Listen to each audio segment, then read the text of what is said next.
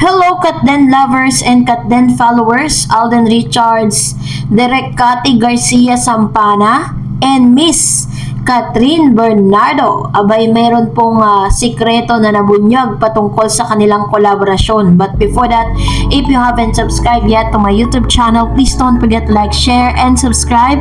At i-hit mo na rin ang notification bell for more showbiz updates. Of course, bago tayo magpatuloy sa ating updates for today's video, nais ko po munang pasalamatan kayo for always watching and trusting this channel. Thank you so much! So, ngayong araw po ay pinagkakaguluhan na talaga namang pinag-uusapan ng ilan sa mga endorsement shoot na ginagawa ni Miss Catherine, kung saan bida nga ang ilan sa mga dogs, alam natin na dog lover kasi si Miss Cat. Pero ito po mga dogs na ito is pagmamayari ng isang vlogger na kung saan sobra at todo po yung kanyang kasiyahan na abang sinishare niya kung gaano kabait, ka-sweet at kaganda. Ito pong si Miss Catherine Bernardo kasi dogs niya po yung ginamit dyan dahil mga talented kasi itong mga dogs na to. And mula po sa isang vlogger, sinabi niya na sobrang magiliw at very approachable nga ang isang Catherine. Ganon din naman dito po kay Alden Richards. Siya po ang isa sa pinaka napili na ambassador. Grabe, ito talagang to the highest level talaga si Mr. Alden Richards. Biruin mo, invited po siya para po dito sa launching ng pinakabagong Ferrari, isa sa mga luxury car na nilabas dito sa Pilipinas, yung Ferrari 12 Cylindri. At alam natin na si Mr. Alden Richards, napakahilig niya po sa mga sports car, sa mga luxury car na maituturing dahil ang dami niya pong mga collection niyan. Isa yan sa mga collection ni Mr. Alden. Ganun kayaman ng isang Alden Richards. At pero kung makikita niyo, napakasimple lang niya, 'di ba? Finiflex or nafe-flex lang yung mga luxury cars na meron siya, mga watches.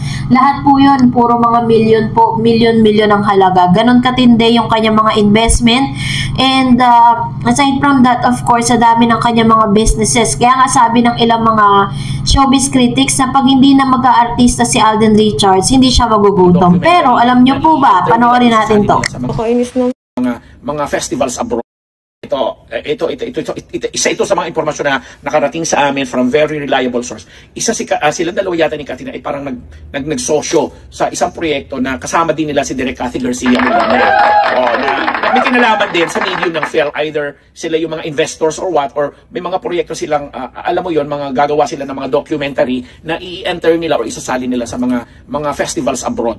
Ang ganda kasi nga parang nag-evolve na rin yung kanilang pangunawa sa medium na kanilang ginagamit na alam mo yon na magkakaroon sila ng mga advocacy naman na through their mga ganung mga projects ay maipakita nila at magawa din naman nila dahil parang part na yun ng contribution nila sa society.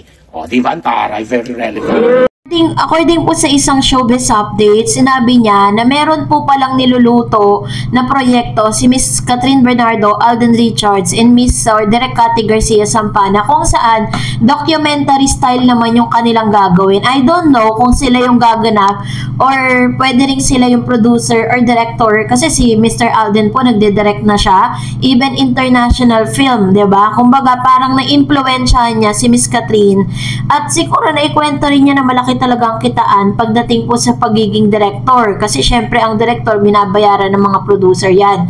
Ang nagiging takbo kasi niyan kapag gagawa kayo ng movie, ngayon ibebenta nyo yan sa mga producer. Yung producer bibili yung movie ninyo sa halagang gusto ninyo, and then yung producer po ang siyang gagastos sa lahat, bibili niya, tapos siya po yung parang siya yung gagastos, and then yung kikitain nun, makukuha niya doon yung percentage at meron ding percentage siya makukuha yung mga actors and actresses. Pero syempre may love gift yun or may mga LG yun na tinatawag, no? So, ang maganda rito is that hindi natin nalalaman na meron pala talaga silang ginagawa, no, ng palihim nang hindi nila isinasa publiko. Magugulat na lang tayong lahat na entry pala ito ni Miss Catherine at Alden Richards internationally.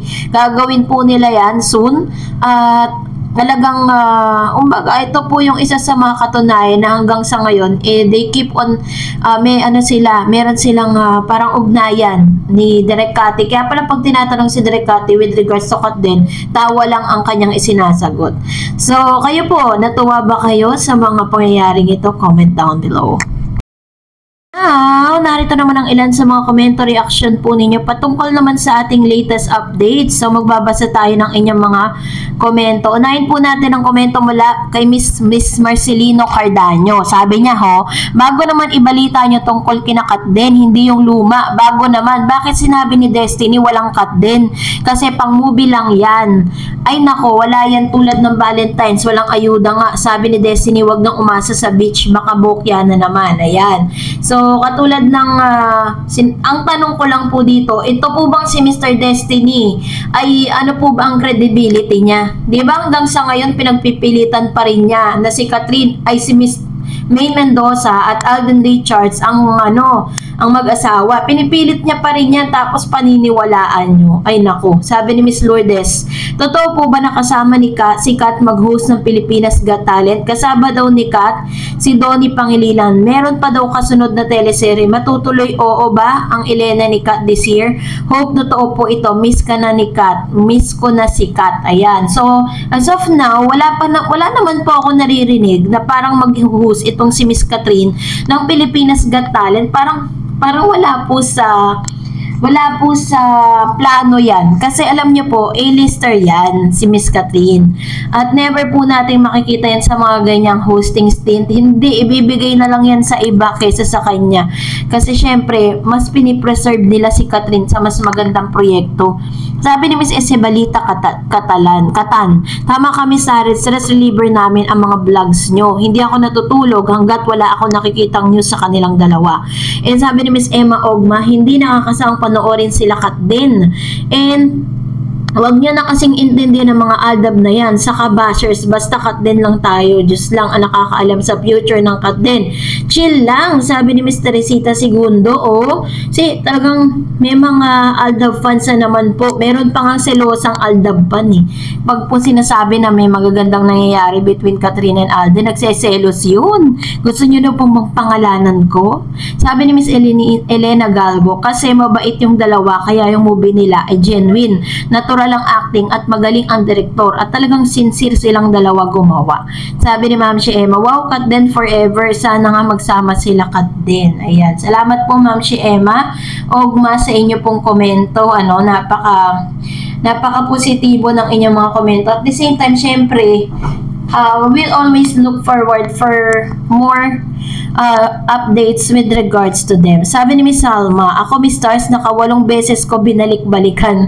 Sabi ni Ma'am Telma, ibang klase talaga ang chemistry na nabuo ng Kat din. Kung ano ang pambihira ang gagawin nila, wait lang na lang natin. Sabi ni Ma'am Telma Alcantara. Ayan, so ito naman yung kanyang komento. At tulad po na sinabi po ng isa sa mga showbiz updates, diba, na yun nga po, meron silang pagsasamahan. Kailangan lang talaga natin mag-antay. At alam ko po na mababalitaan na lang natin yan. Sabi ni Miss Cleo Sobrado, congrats, God bless you both always, Catherine and Alden.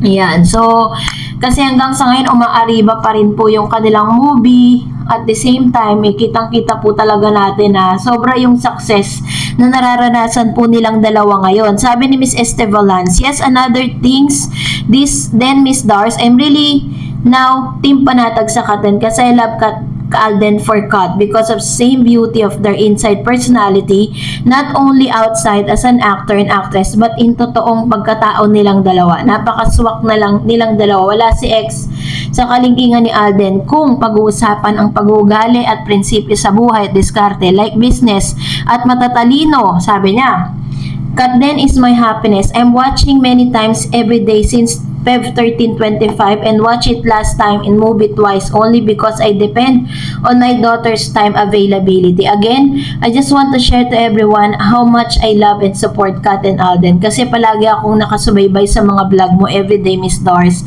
Thank you so much at time. God bless to everyone who love and support Kat din.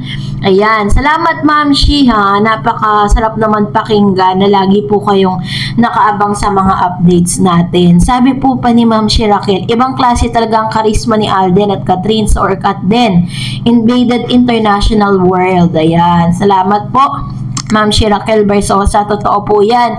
Hindi lang po sila trending sa Pilipinas, worldwide po yan. So, ganun katindi. And sabi ni Ma'am Chi Wilma, nako, nakakatawa namang yung ayuda mo, Miss Tarets. Oo nga, sadyang maraming tagahanga ang cut din, Miss Celebrity. Kung ako napanood ko na pero inulit-ulit ko pa rin.